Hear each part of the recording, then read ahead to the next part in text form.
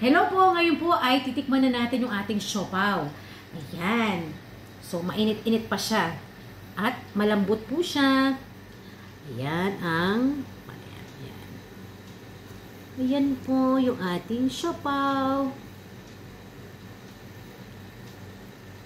Siyempre, lalagyan natin ng sauce. Yung nga palang sauce ay nasa description below. Doon nyo po panoodin paano ko siyang niluto. Tikman na natin.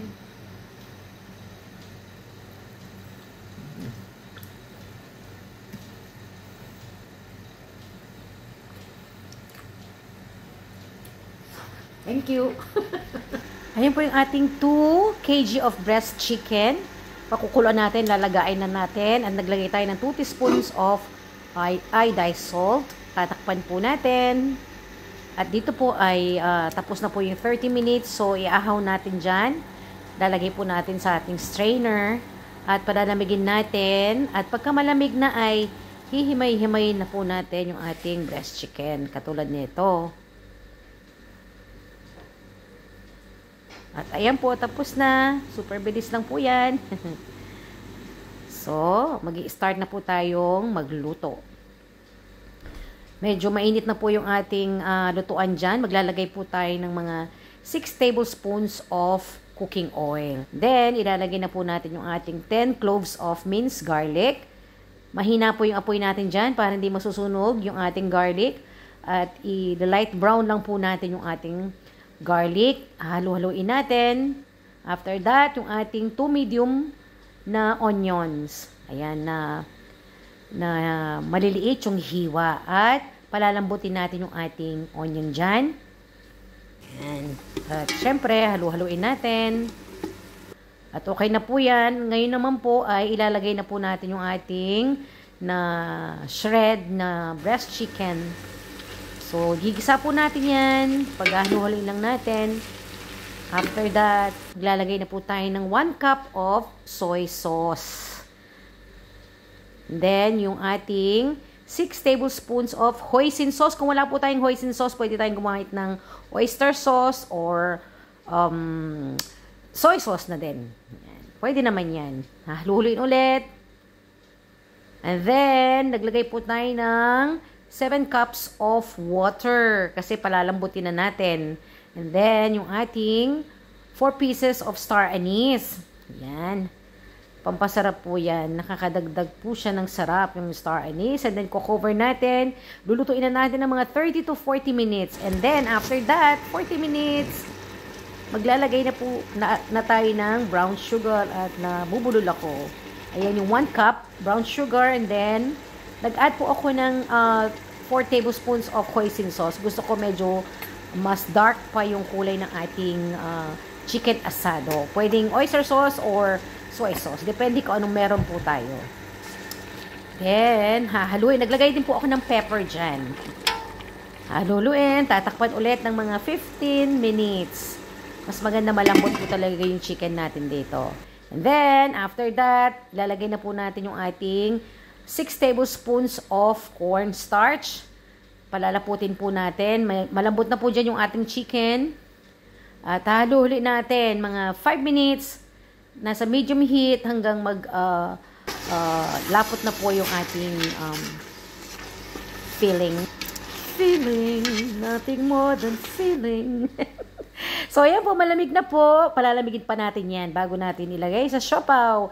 At tinanggal po natin yung star anise dyan. Ayaw po natin isama yan. Ngayon naman, umpisa na natin gumawa ng dough. Naglagay tayo ng 10 cups of flour, 4 teaspoons of baking powder, 4 teaspoons of instant yeast, 10 tablespoons of white sugar, 1 teaspoon of salt. Ito po yung mga dry ingredients natin. At paghalo-haloin natin, kailangan madinis na madinis yung kamay natin dyan. At pagka nahalo na natin, maglalagay na tayo ng tubig. 4 cups po yan, pero hindi natin ilalagay lahat, paunti-unti. At maglalagay din tayo ng 4 tablespoons of oil. Pampadagdag ng lambot yan sa ating dough. At haluin natin ulit. Gamit yung ating malinis na kamay, syempre. At magdadagdag ulit tayo ng tubig. So, paunti-unti para matansya natin kung kailangan pa ng tubig or hindi na. So, mamasahin ulit natin yan. Ngayon po ay ililipat natin sa table. So, malinis na malinis yung table natin. Diyan natin imamasa para talagang makuha natin yung texture. Kailangan maging smooth. So, meron pa tayong mga 3 tablespoon na natirang tubig. So, hindi na natin gagamitin yan. Pagpapatuloy natin yung pagmamasa natin hanggang makuha natin yung texture, yung smooth yung pagkakamasa po natin dito.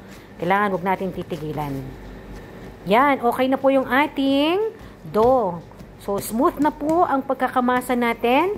So, i-rest po natin ito. Ilalagay po natin sa bowl or bowl. I-cover po natin siya ng 1 oras. Magda-double size po yan. Ito na, after 1 hour, double size ang ating dough. So, ipapunch po natin para ma-release yung air. At dito po ay mag-i-start na po tayong gagawa ng siopaw. Bali, magka-cut po tayo ng maliliit na dough. At titimbangin po natin para pantay-pantay ang laki ng ating siopaw.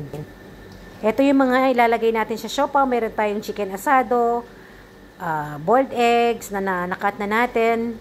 And then, meron tayong rolling pin, meron tayong wax paper para dumikit sa steamer, at digital scale or panimbang. So, mag-start na po tayo. So, ganyan lang po ang paggawa ng siopaw. Titimbangin natin para pantay-pantay ang sukat ng mga ito. At 60 grams po yung ginamit nating sukat para sa ating mga siopaw.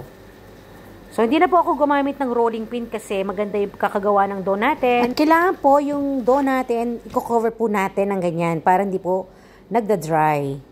So, i-flatten lang po natin yung dough gamit yung ating kamay sa gilid. Ganyan lang po. Pwede rin natin gamitan ng rolling pin. So, maglalagay po tayo ng 1 tablespoon of chicken asado. Huwag natin pakadami yung laman para masara natin ng maayos. And then, maglalagay tayo ng itlog. Sandali lang po ang pagbalot or sasara ng siopaw. Ganyan lang po sa magkabilang dulo. At iikot-ikot natin ng paganyan. At kailangan natin ng wax paper dito para po hindi dumikit sa ating steamer. So, paulit-ulit ang gagawin natin sa lahat ng siopaw na gagawin natin. At shoutout pala sa aking asawa kasi siya ang nagvi-video sa akin dyan. Meron na siyang bagong karir. At i-rest po natin siya ng 10 minutes. Kailangan tatakpan natin. After 10 minutes, nilagay na natin sa steamer, kulong-kulo yung tubig, at meron po dapat cloth, yung ating pang-cover para hindi tumulo sa siopaw natin yung tubig. I-steam po natin ito ng 13 to 14 minutes sa malakas na apoy. After 14 minutes, okay na po yung siopaw. Hindi natin makuhanan kasi mausok. So, okay na po yung ating siopaw. Palalamigin lang natin. At dito po, wala nang masyadong usok. Kaya yan, marami tayong na-steam kasi malaki po yung ating steamer. Galing po sa Philippines yan. May nagbenta sa atin dito sa Bahrain. Kaya tamang-tama sa paggawa natin ng siopaw. So, kailangan di magkakadikit-dikit yung ating paglagay dyan para hindi po masisira yung paggawa natin ng siopaw pagkakinuha natin dyan. At nakagawa po tayo ng 72 pieces. So, double size po ang ginawa natin. 20 cups of flour. So, kaya nakagawa tayo ng marami. Kasi dadalhin po natin yan sa prayer meeting sa church. At papakita ko po sa inyo kung paano ko siya binabalot. So, yung iba dyan, yan, nakabalot na po yan ng plastic cling wrapper. Ayan. So, para mas madaling kunin or baunin. Nakabalot na siya ng plastic na ganyan. So, madali lang siyang gawin. Diba? Mas safe. So, ganun lang. Paulit-ulit lang.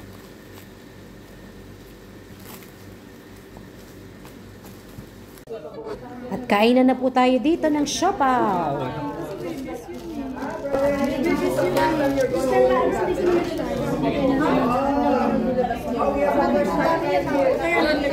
Ang daming laman. Oo, di ba daming laman? Mag-supply ng bagong ibig. Ano masasabi mo? Ay, ito bro.